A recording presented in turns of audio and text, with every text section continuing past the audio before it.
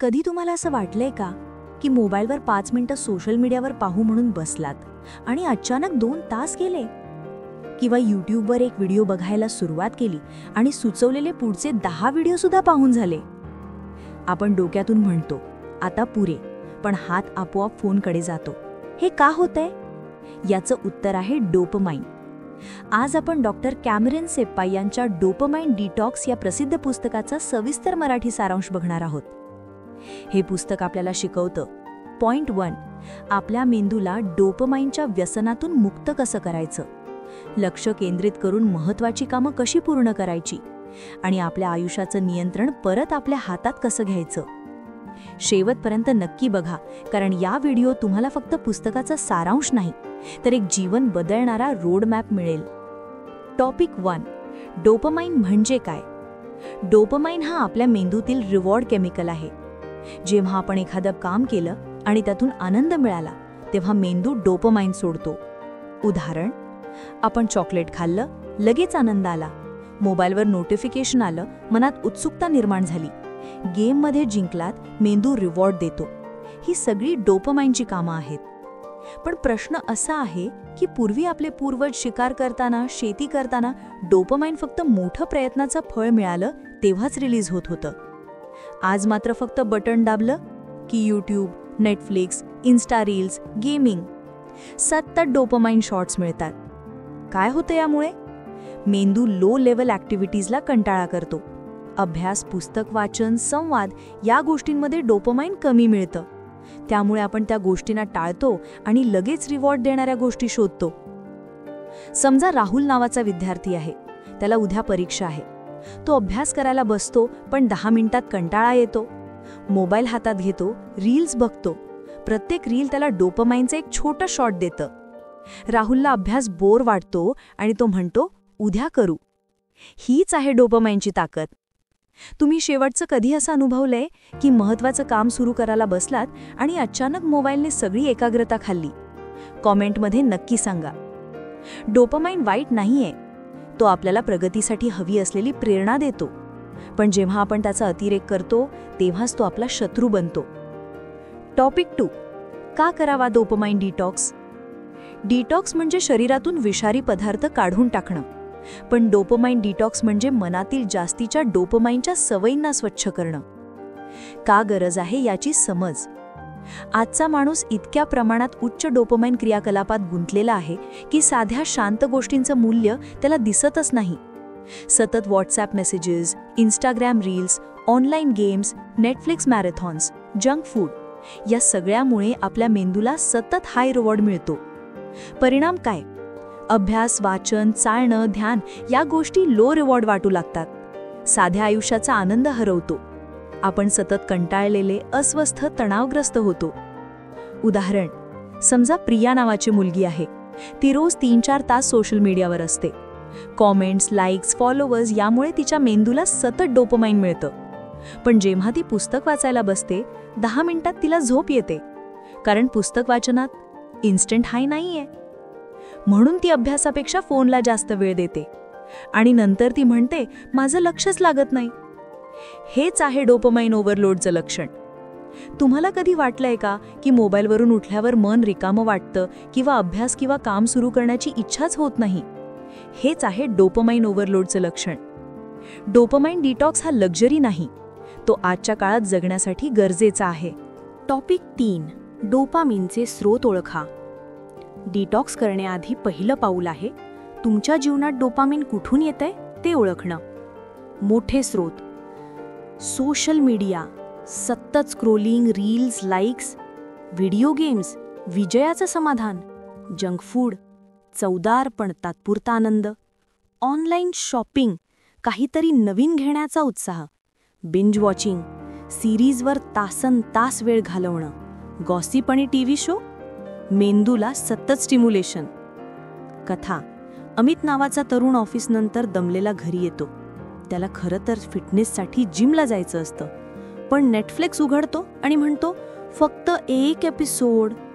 पण नंतर 3 एपिसोड संपेपर्यंत त्याला कळतच नाही. त्याचा मेंदू म्हणतो हे काम तुला जास्त आनंद देतंय, जिमला जाऊ नकोस. हे लक्षात ठेवा, सर्व गोष्टी वाईट नाहीयेत. प्रश्न आहे त्यांच्या अतिरेकाचा. टीप: 1 आठवडा डायरी ठेवा. तुम्ही किती वेळ कुठे घालवता ते लिहा. तुम्हाला स्वतःचं डोपामिन ट्रिगर कळेल. तुमचा सर्वात मोठा डोपामिन ट्रॅप कोणता आहे? कॉमेंटमध्ये लिहा. कदाचित तोच इतरांना प्रेरणा देईल. Awareness is the first step.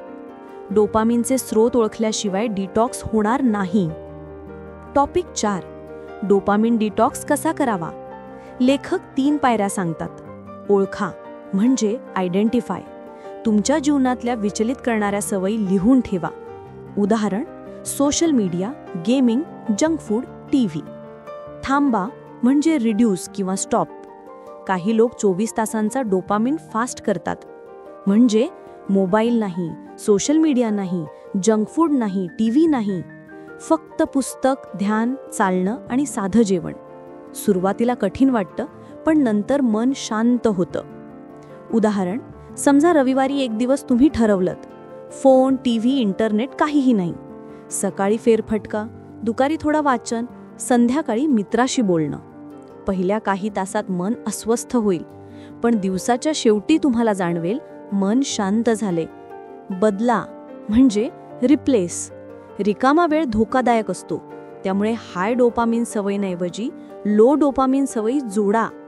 उदाहरण: सोशल मीडियाऐवजी जर्नलिंग, नेटफ्लिक्सऐवजी वाचन, गेमिंगऐवजी चालणं. तुम्ही 1 दिवसासाठी मोबाईल वापरायचा बंद करू शकता का? ट्राय करून बघा आणि अनुभव कॉमेंटमध्ये सांगा. डिटॉक्स म्हणजे फक्त थांबवणं नाही, तर त्याऐवजी चांगल्या सवयी जोडणं आहे. टॉपिक 5: डोपामिन डिटॉक्सचे फायदे. डिटॉक्सचे परिणाम खूप जबरदस्त आहेत. फायदे: एकाग्रता वाढते, मन जास्त काळ एखादे कामात राहू लागतं. सर्जनशीलता सुधारते, विचलितपणा कमी झाल्यावर आयडिया येतात. लहान गोष्टीत आनंद, निसर्ग, संवाद, साधा जेवण यात मजा वाटते. तणाव कमी, सततच्या माहितीच्या गोंधळातून मुक्ती मिळते. झोप सुधारते, स्क्रीन कमी वापरल्याने झोप गाढ लागते. सोनाली नावाची मुलगी दररोज 5 ते 6 तास मोबाईल वापरत होती. तिने 7 दिवसांचा डोपामिन डिटॉक्स केला. सुरुवातीला तिला चिडचिड, कंटाळा आला, पण 4थ्या दिवसापासून ती जास्त शांत झाली आणि तिला वाचनाची आवड निर्माण झाली. आज ती म्हणते, डिटॉक्सने माझं जीवन बदललं.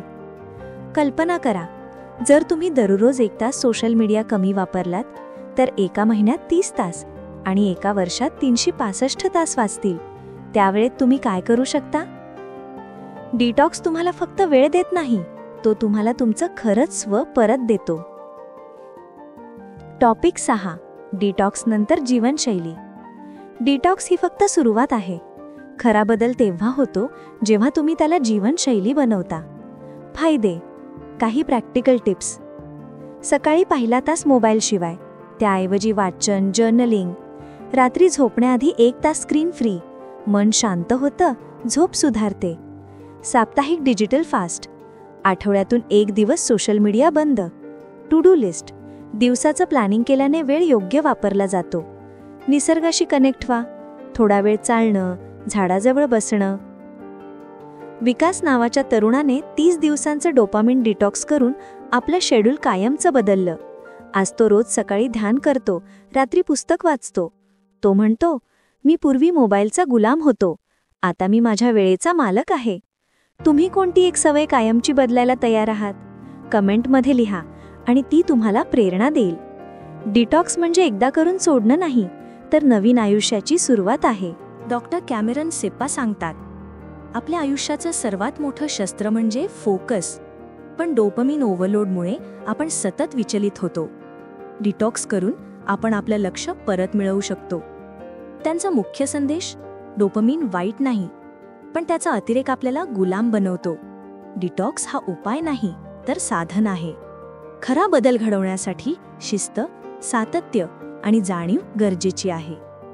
उदाहरण: ते म्हणतात, आजचा विद्यार्थी 2 तास अभ्यास करू शकत नाही, पण 4 तास गेमिंग करू शकतो. याचा अर्थ समस्या अभ्यासात नाही, तर डोपामिनचा व्यसनात आहे. तुमच्या आयुष्यातही काही मोठं ध्येय असेल, जसं की परीक्षा, करिअर, बिझनेस, फिटनेस. ते साध्य करण्यासाठी तुमचं सर्वात मोठं हत्यार म्हणजे फोकस, आणि ते फक्त डिटॉक्स करूनच परत मिळेल. लेखकाचा शेवटचा वाक्य, तुम्ही तुमच्या मेंदूचे गुलाम नाही आहात, तुम्ही त्याचे मालक आहात. त्याला शिस्त लावली तर तुम्ही काहीही साध्य करू शकता. मित्रांनो, आज आपण डोपामिन डिटॉक्स या पुस्तकाचा सविस्तर मराठी सारांश पाहिला. आपण शिकलो डोपामिन म्हणजे काय, का डिटॉक्स गरजेचा आहे, त्याचे स्रोत कोणते, डिटॉक्स कसा करावा, त्याचे फायदे आणि डिटॉक्स नंतरची जीवनशैली. लक्षात ठेवा, मोठा बदल लहान पावलांनी सुरू होतो. आजपासून फक्त 30 मिनिटं स्क्रीन टाईम कमी करा. त्यावेळेत एक चांगलं पुस्तक वाचा, चालायला जा किंवा स्वतःशी संवाद साधा. हा व्हिडिओ फक्त एक कथा नाही, तो तुमच्या आयुष्याला दिशा देणारा रोड मॅप आहे.